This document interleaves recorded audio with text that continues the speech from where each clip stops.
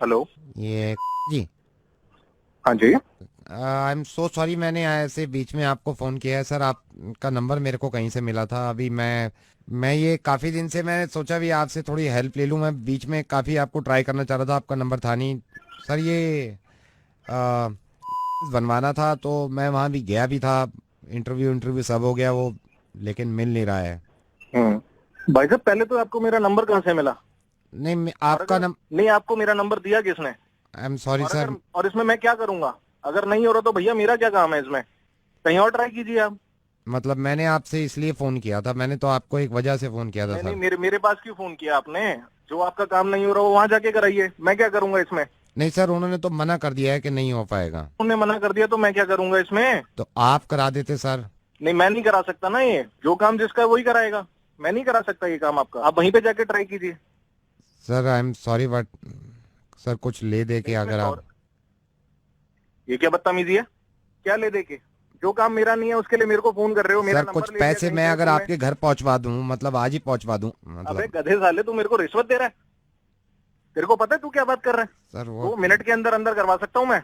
हिम्मत कैसे हुई तेरी रिश्वत की बात करने की मेरे से? सर क्योंकि आप सरकारी एम्प्लॉय हो इसलिए मैंने क्यों? रिश्वत की बात कर ली। तो क्या क्या क्या सारे सारे सरकारी एम्प्लॉय रिश्वत लेते हैं? तो फिर ये कैसे हो गया कि हर मुसलमान टेररिस्ट हो गया?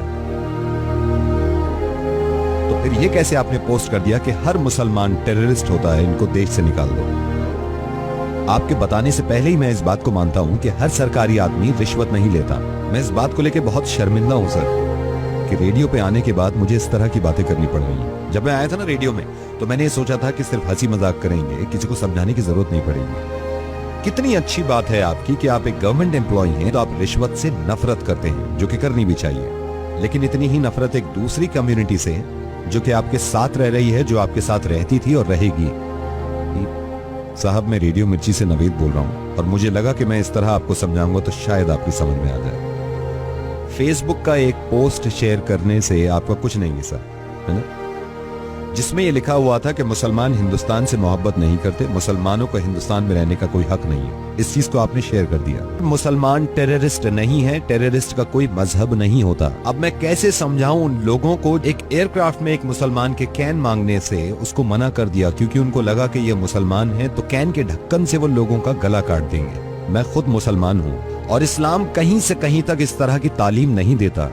मैं आपको सही बताऊं, इस्लाम गले काटने की नहीं, गले मिलाने की बात करता है। बल्कि किसी भी मजहब में एक दूसरे से नफरत करना और एक दूसरे को मारना ये कभी नहीं बताया जाता। हिंदू, मुस्लिम, क्रिश्चियन, बुद्धिस्ट के घर घर जाके नहीं कह सकता मैं कि एक दूसरे से मोहब्बत कर लीजिए। और उन लोगों से भी मेरी नाराजगी है जो मुसलमान होके हिंदुओं से नफरत करते हैं और इस बात को बढ़ावा देते हैं कि हिंदुओं से नफरत करो, उनसे नाता खत्म कर दो। सिर्फ आपको यह बताना चाह रहा हूं कि एक मुसलमान को जान से मार देने में भी इतनी ही तकलीफ होती है उस इंसान को जो मरता है, और एक हिंदू को मार देने से इतनी ही तकलीफ होती है इस इंसान को जो कोई मारता है। इतना अच्छा काम करते हैं, इतनी अच्छी सोच रखते हैं कि रिश्वत ना किसी से लेंगे और ना ही किसी को देंगे। और मुझे मालूम है ये फेसबुक पे जो आग उगल रही है आजकल, ये पता नहीं कहां से शुरुआत हुई है और हम सिर्फ पुश करते हैं इस बातों को। जरा सोचिए, अगर आपको इस बात का अंदाजा हो भी गया कि आपने गलती करी, तो आप जिम्मेदार हैं उन 150 लोगों के जिन्होंने ये जाके शेयर किया है। और अब आपकी जिम्मेदारी बनती है कि हर किसी को जाके बताएं कि नहीं, मुसलमान गलत नहीं होते, मुसलमान साथ में रहते हैं, मुसलमान एक दूसरे से मोहब्बत करना जानते हैं। अगर हमारे मुल्क में या दुनिया में कहीं भी कोई इंसान कोई गलत काम करता है, तो उसके बाद फिर ये नहीं देखना चाहिए कि ये हिंदू है, मुसलमान है, ईसाई है, बुद्धिस्ट है। उसकी सजा एक इंसान के तौर पे उसको मिलनी चाहिए कि ये काम इसने गलत किया है। अगर आपके हिसाब से इस दुनिया को भगवान ने बनाया है और सारे बंदे भगवान के हैं, और अगर मेरे हिसाब से इस दुनिया को अल्लाह ने बनाया है और सारे ही अल्लाह के बंदे हैं, तो हम में से किसी को भी यह हक नहीं है कि अल्लाह या फिर भगवान के बंदे को हम तकलीफ पहुंचाएं। एंड आई एम सॉरी अगर कोई बात बुरी लग रही है आपको।